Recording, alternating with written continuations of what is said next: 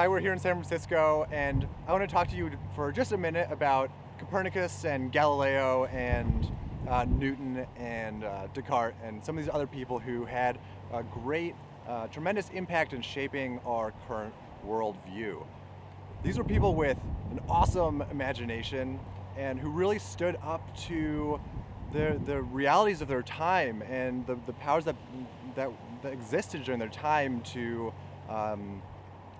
speak their truth.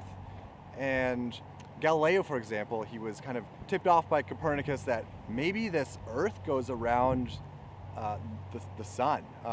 Pretty radical idea. And so he kind of took a look around him, and he literally built a telescope and he pointed up towards the stars, and what he found were things that were completely different than the reality of what existed around him. So, and he put that out there. And then, later people like Newton and those guys kind of worked out the math behind it. But it was really these original people that believed in their imagination and in their truth to really challenge the realities of our times. And we have a problem today in our society, which is that we don't allocate this time that is necessary to look at the overall worldview and the development of our thought, and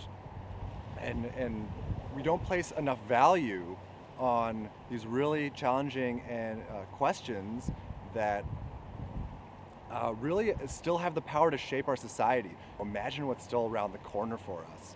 And so, yeah, we kind of can raise our children to exist in the society and not to sink to the bottom and to maybe find a little happiness. And we kind of ignore some of these issues that of like social disconnection and anxiety and depression and other things that loss of our natural environment that exist in our country today.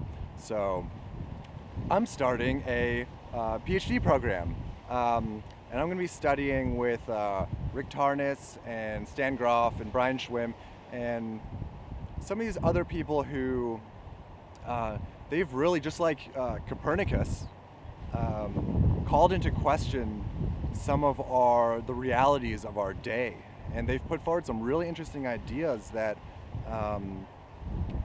about our connection to the cosmos and our place in the changing role of science, and come up with some really interesting stuff that I'm going to be exploring with them. And so I'm going to be examining the role of imagination and in connection with the reality throughout our entire world history, and what that means for us in the future. And so I'm starting right now. I'm starting in this fall. I'm quitting my job, and I'm going to be studying full time. And that's where I'm calling on you to be able to really study and dedicate myself to this work. And I've reached out to you because you are someone in my community who already has established themselves in this world a little bit, and you're someone who already values contributes and supports your family and your community, and cause that important to you. Now I'm asking you to make this cause and to make the future of knowledge and these bigger questions something that's important to you.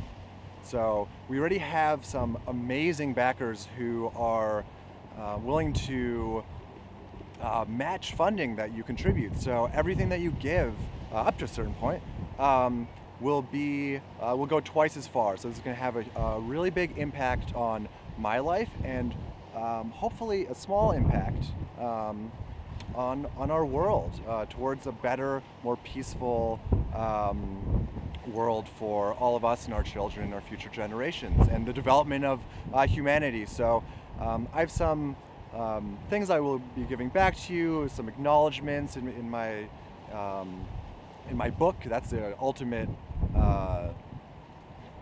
result of my study, will be the first book.